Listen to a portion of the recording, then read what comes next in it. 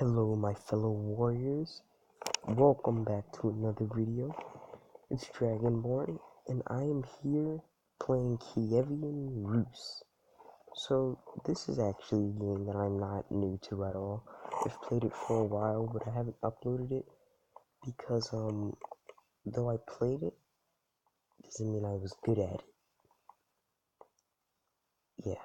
So I've recently gotten good at it. Now little warning.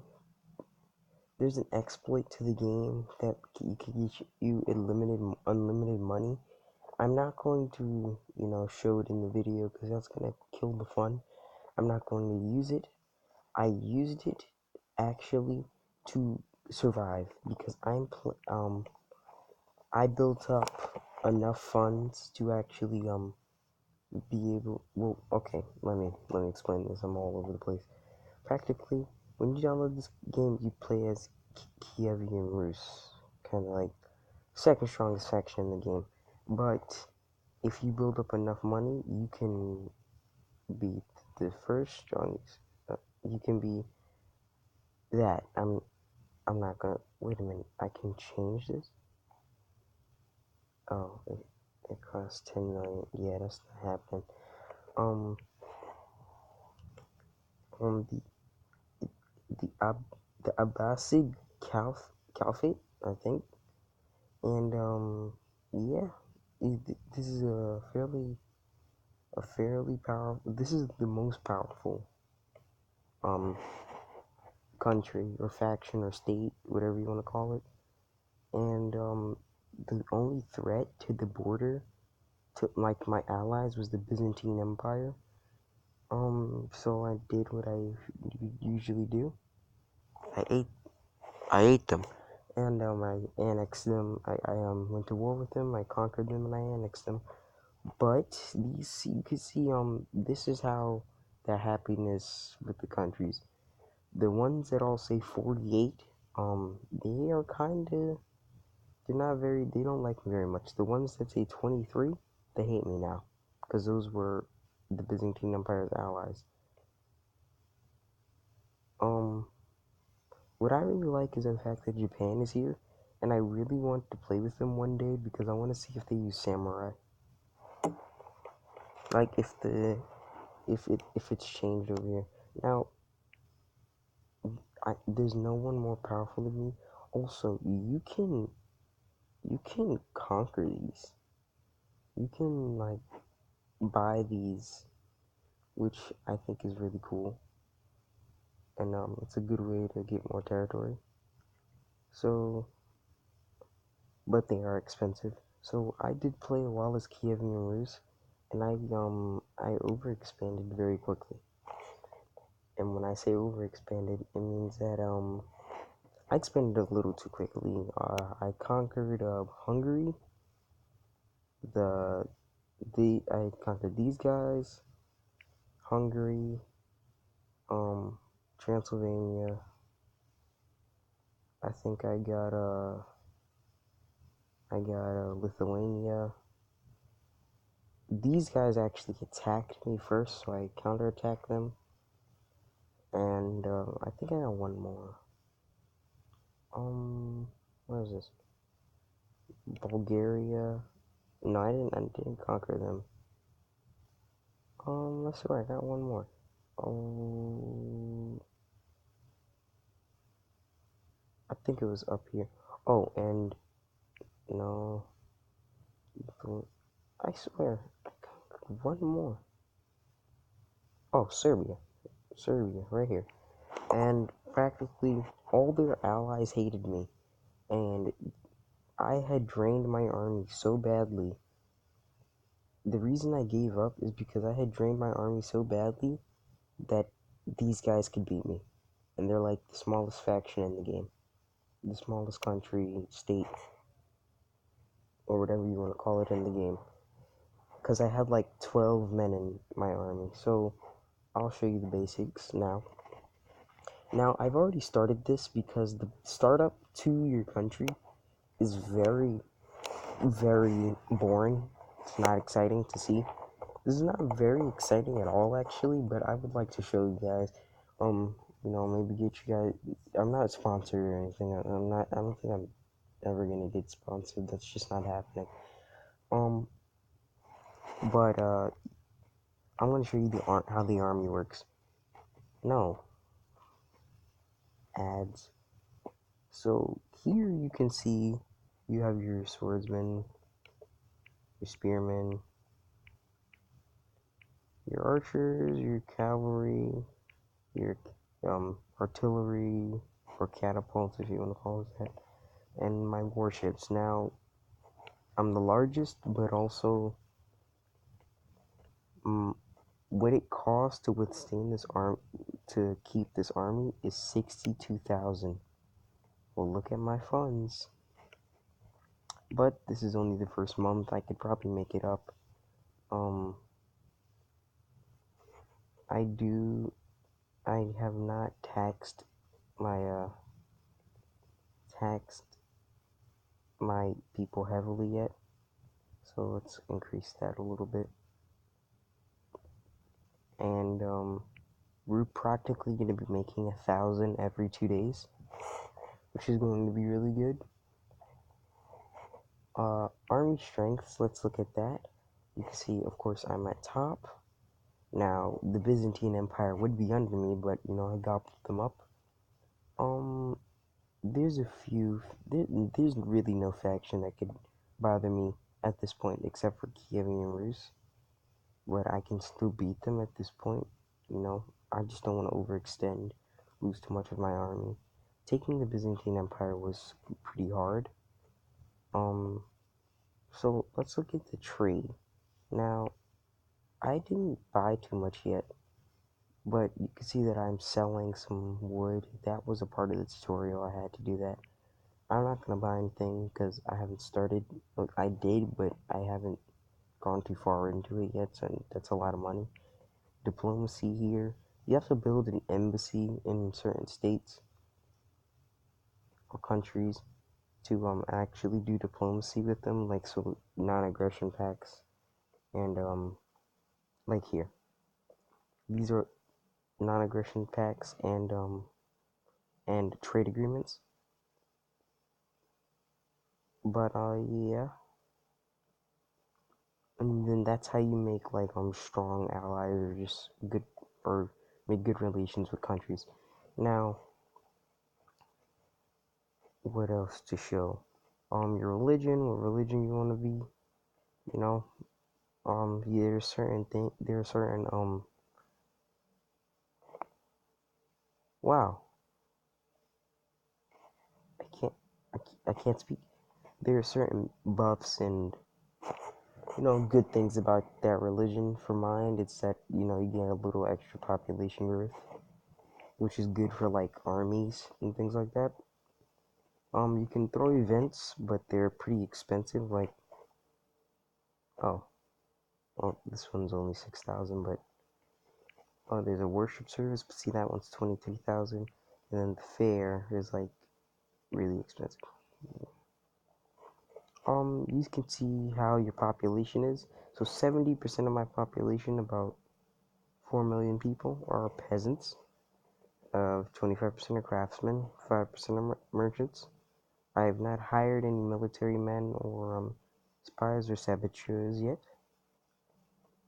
Saboteurs, I guess. You can hire commanders.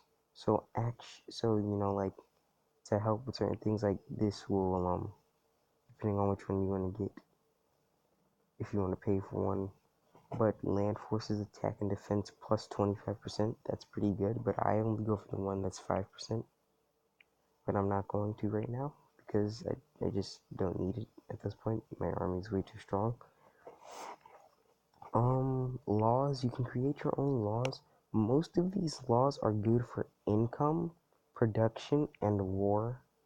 Like the war effort. So you could see accelerated construction for military buildings, military production, peace footing, early mobilization, which you want to get this before you do what I did last time and expand too early. in full mobilization, which is when you move out your full army. Now, the only thing is that if by enforcing those laws, it will slow down the production for things like this, which is how you get your food, your meats, your wheat, your horses, and things like that. So it'll slow down and focus on solely these things, which you have to do certain things for that and everything. But I'm not gonna explain that right now. Um, yeah, but while we are here, I'm going to attack a state because if anything goes wrong, I just wanted to show you guys, what, like, it's all about. It's kind of, it's not like, hold on, let's see. I don't want to attack anybody who likes me, but,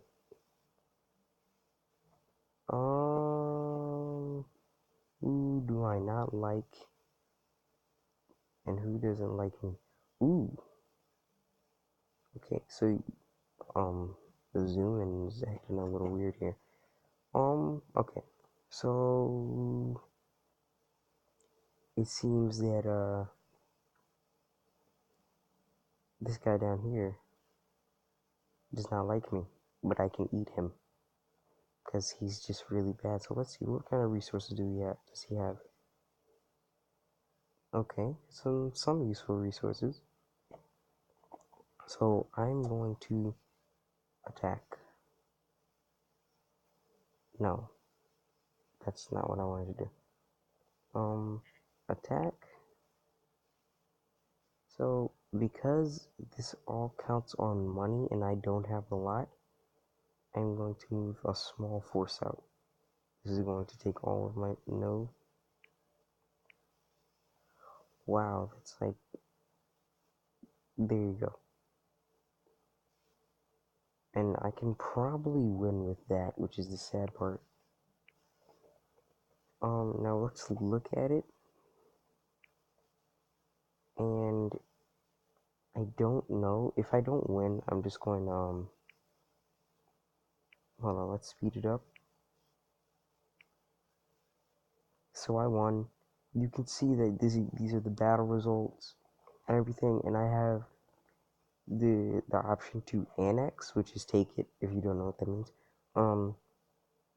Rob or grab of all its material and then just kind of like leave, or close, which is I just leave.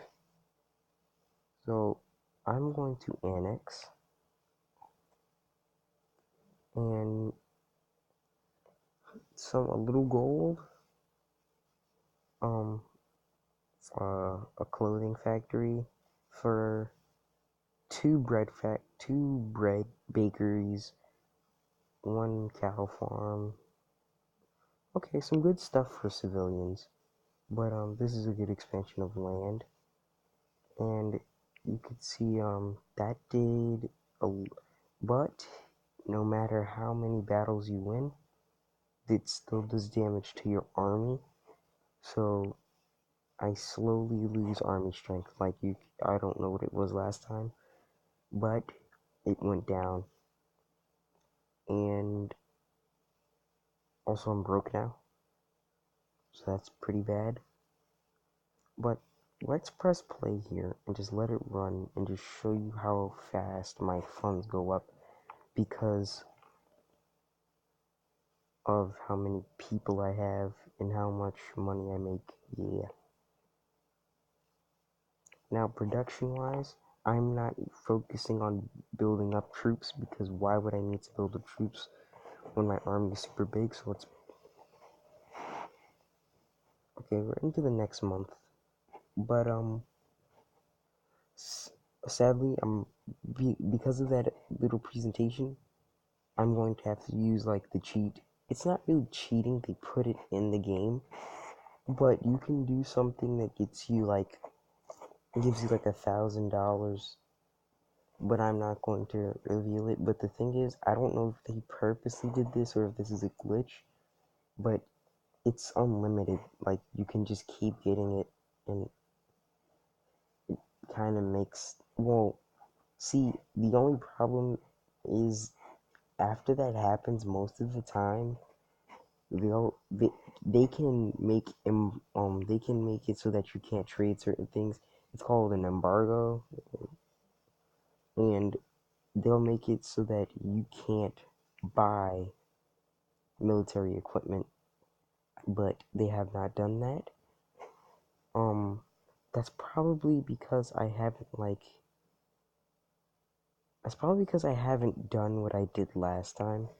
Because what I did last because when I did that last time, the couple countries that I took over was like the main trading system was like the main trading countries, and a lot of people I guess a lot of countries lost money because they weren't getting goods or getting the goods they need, or as they were getting them I attacked and they lost it.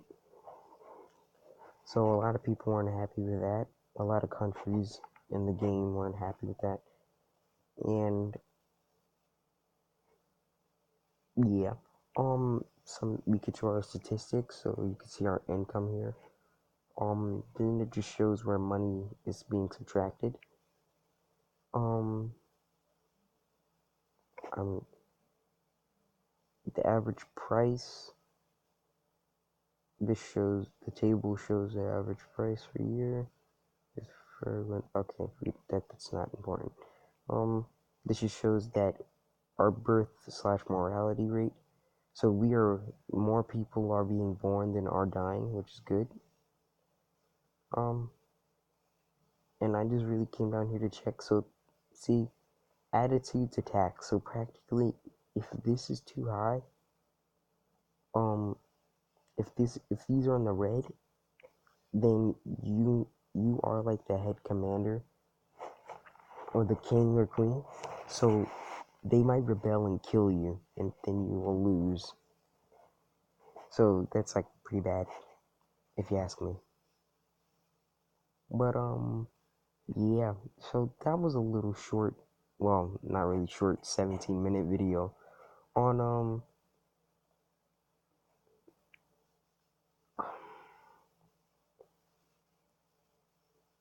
Kiev, Kievian,